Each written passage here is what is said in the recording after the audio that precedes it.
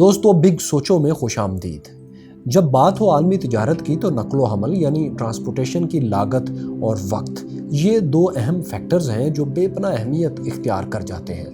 انسان کی ہمیشہ سے یہ کوشش رہی ہے کہ تجارت کو منافع بخش بنایا جائے اور اس کے لیے انسان اقدامات بھی کرتا چلا آیا ہے۔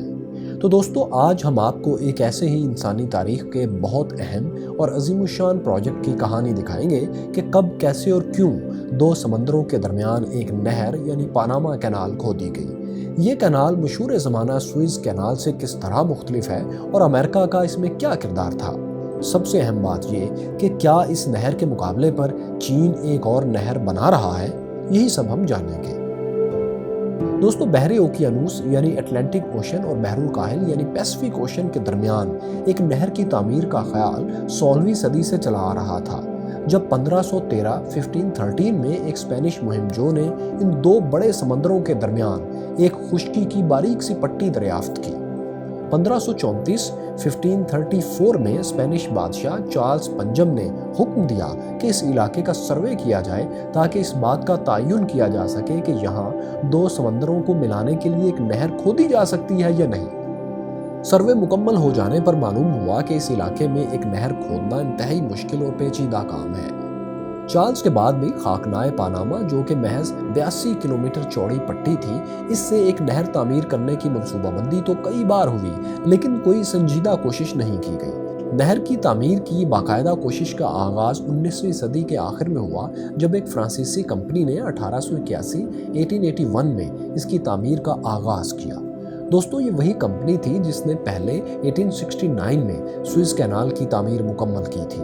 اس کمپنی کو ایک French diplomat Ferdinand de Lesseps head کر رہے تھے، لیکن دوستو ناقص پلاننگ اور انجینئرنگ کی وجہ سے یہ منصوبہ آغاز سے ہی بہت مشکل ثابت ہوا۔ سب سے پہلی مشکل یہ تھی کہ یہاں کھدائی آسان نہیں تھی، جس کی دو وجوہات تھیں۔ پہلی یہ کہ پاناما میں خشکی کا یہ علاقہ سمندر سے بلندی پر تھا اور دونوں سمندروں کو ملانے کے لیے بہت گہرائی تک زیادہ کھدائی کی ضرورت تھی۔ کھدائی مشکل ہونے کی وجہ یہ تھی کہ یہاں کی مٹی سوئز کینال والے علاقے کی طرح نرم نہیں تھی، بلکہ اس علاقے میں پہاڑیاں بھی تھیں۔ کھدائی مشکل ہونے کے علاوہ کمپنی کو انتہائی سخت موسمی حالات، گھنے جنگلات، بیماریوں، زہریلے سانپوں اور مچھروں کا بھی سامنا کرنا پڑ رہا تھا۔ حالات اس قدر سنگین تھے کہ 1884 تک ہر مہینے تقریباً 200 لوگوں کی اموات ہونے لگی۔ ان حالات میں کمپنی کے تقریباً 20,000 ورکرز جان کی بازی ہار گئے۔ ان تمام مشکلات کے پیش نظر فرانسیسیوں نے نہر کے بنیادی ڈیزائن میں تبدیلی کا فیصلہ کیا۔ اس مقصد کے لیے انہوں نے مشہور انجینئر گسٹوف آئیفل کی خدمات حاصل کی۔ دوستو یہ وہی انجینئر ہیں جنہوں نے آئیفل ٹاور کا ڈیزائن تیار کیا تھا، لیکن ان کی خدمات حاصل کرنے کا بھی فائدہ نہیں ہوا اور کمپنی 1889 میں دیوالیہ ہو گئی۔ اس نہر کی تعمیر پر اس وقت تک 287 ملین امریکی ڈالرز خرچ ہو چکے تھے۔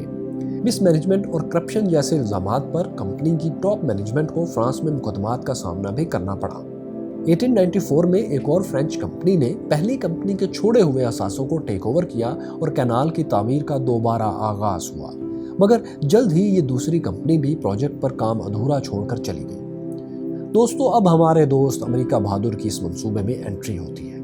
امریکہ چونکہ 19ویں صدی کے آغاز سے ہی فوجی اور معاشی وجوہات کی بنا پر اپنے مشرقی ساحل سے مغربی ساحل تک ایک شارٹ کٹ کی تلاش میں تھا۔ اس سے پہلے امریکی شپس کو اپنے مغربی ساحل تک پہنچنے کے لیے براعظم جنوبی امریکہ کے ساحل کے گرد چکر کاٹ کر جانا پڑتا تھا۔ پاناما کینال کی تعمیر سے یہ سفر کم ہو جانا تھا۔ 1902 میں امریکی کانگریس نے فرینچ کمپنی کو ایکوائر کرنے کی منظوری دے دی۔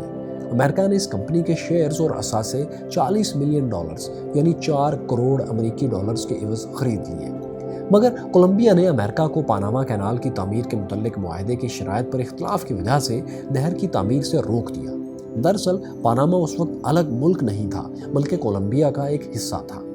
دوستو آپ کو یہ بتاتے چلیں کہ اس وقت پاناما میں کولمبیا سے آزادی کی ایک تحریک بھی چل رہی تھی۔ امریکہ نے اس تحریک کو اپنے مقاصد کے حصول کے لیے ایک اپرچونٹی کے طور پر دیکھتے ہوئے آزادی پسند تحریک کی حمایت کی، بلکہ امریکن صدر تھیوڈور روزویلٹ نے پاناما کے آزادی پسندوں کی باقاعدہ فوجی حمایت کی منظوری بھی دے دی۔ امریکی بحری بیڑوں نے بحر الکاہل اور بحر اوقیانوس میں دونوں طرف سے پاناما کو گھیر لیا۔ अमरीकी मदद के बायस पानामा के आज़ादी पसंद पहले से ज़्यादा ताकतवर हो गए और उन्होंने 1903 में कोलंबिया से आज़ादी हासिल कर ली।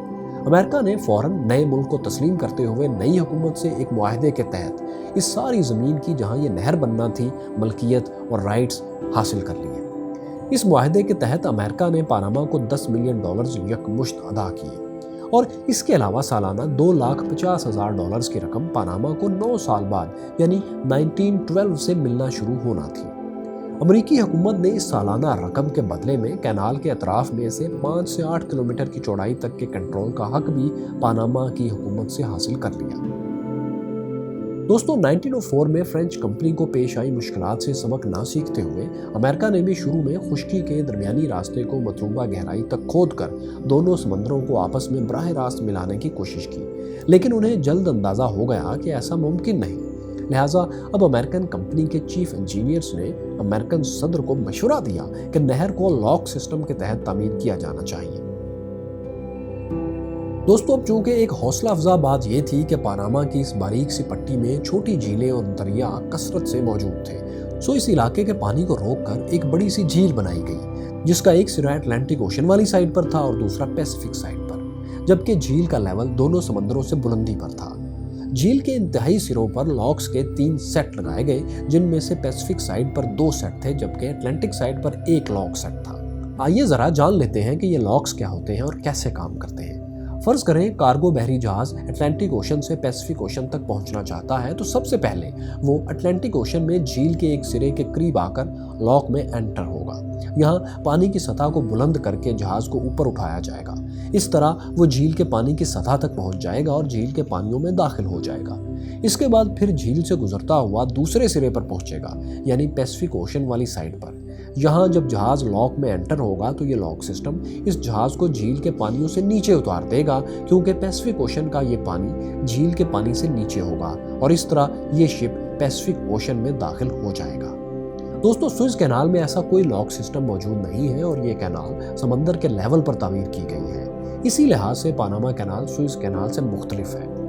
लॉक सिस्टम के तहत नहर की तामीर का ये अजीम शान मंसूबा 1914 में पाया तकमील को पहुंचा और इसे जहाज रानी के लिए खोल दिया गया।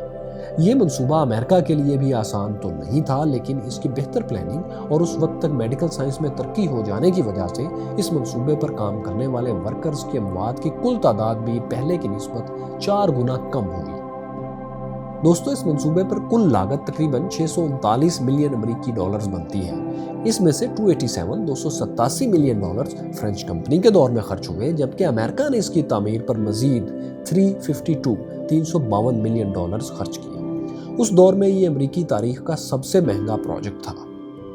ये कैनाल अगरचे मुआशी लिहाज से इंतहाई अहमियत की हामिल थी, मगर एक मसला ये था कि इस कैनाल की चौड़ाई कम होने की वजह से जदीद दौर के बड़े बहरी जहाज नहीं गुजर सकते थे। तकरीबन 1 सदी के बाद 2007 में कैनाल की तोसी के लिए 5.25 बिलियन अमेरिकन डॉलर्स के एक और मंसूबे का आगाज हुआ।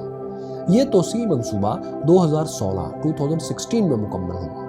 इस मंसूबे के तहत नहर की अटलांटिक साइड और पैसिफिक साइड पर पहले से ज़्यादा चौड़ाई की एक और गुजरगाह बनाई गई, जिससे मौजूदा दौर के बड़े बहरी जहाज आसानी से गुजर सकते थे। इस नहर का सबसे ज़्यादा इस्तेमाल अमेरिका, चीन, जापान और जनूबी कोरिया के कार्गो बहरी जहाज करते हैं। सालाना तकरीबन 14,000 बहरी जहाज इस नहर से गुजरते हैं।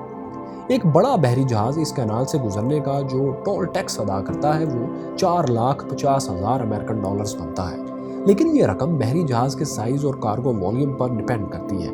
ये कम भी हो सकती है। ये रकम सालाना तकरीबन 1.8 बिलियन अमेरिकन डॉलर्स बनती है। दोस्तों यहाँ आपको एक दिलचस्प बात बताएं कि इस नहर से गुजरने का कम से कम टोल जो अदा किया गया वो 36 सेंट है। ये कोई बहरी जहाज नहीं था, बल्कि ये एक अमेरिकन मुहिम जो था जिसने 1928 में नहर को तैर कर दूसरी तरफ जाने के लिए अदा किया था। कैनाल से गुजरने में एक बहरी जहाज तकरीबन 8 से 10 घंटे का वक्त लेता है। दोस्तों आपको यहाँ ये भी बताते चलें कि तकमील के बाद ये नहर 1999 तक अमेरिका के कंट्रोल में रही और इसके बाद अमेरिका ने इसके तमाम तर मलकियती हकूक पानामा के हवाले कर दिए। अब आते हैं इस सवाल की तरफ कि क्या चीन पानामा कैनाल के मुकाबले में एक और नहर बनाने जा रहा है? दोस्तों 16वीं सदी से ही बहरे ओकियानूस और बहरुल काहिल को आपस में मिलाने के लिए एक और ऑप्शन भी ज़ेरे गौर रहा है। हत्ता कि पानामा कैनाल की तामीर से पहले अमेरिका भी इसमें खासी दिलचस्पी रखता था।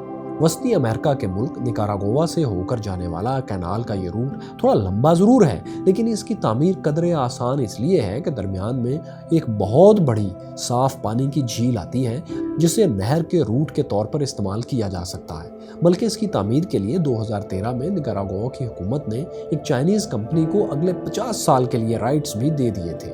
इस मंसूबे की कुल लागत का तखमीना 40 बिलियन अमेरिकन डॉलर्स 40 अरब अमेरिकी डॉलर्स लगाया गया है। मगर माहिरीन माहौलियात ने खबरदार किया है कि कार्गो जहाज़ ताज़ा पानी की इस झील को नुकसान पहुंचाएंगे और समंदर का खारा पानी भी झील के साफ पानी के साथ मिक्स हो जाएगा। अगरचे इस मंसूबे की तकमील के इम्कानात पर कुछ भी कहना कबल अज़ वक्त है, लेकिन अगर ये मंसूबा कभी पाया तकमील को पहुंच जाता है तो पानामा कैनाल के लिए मुआशी तौर पर एक झटका साबित होगा।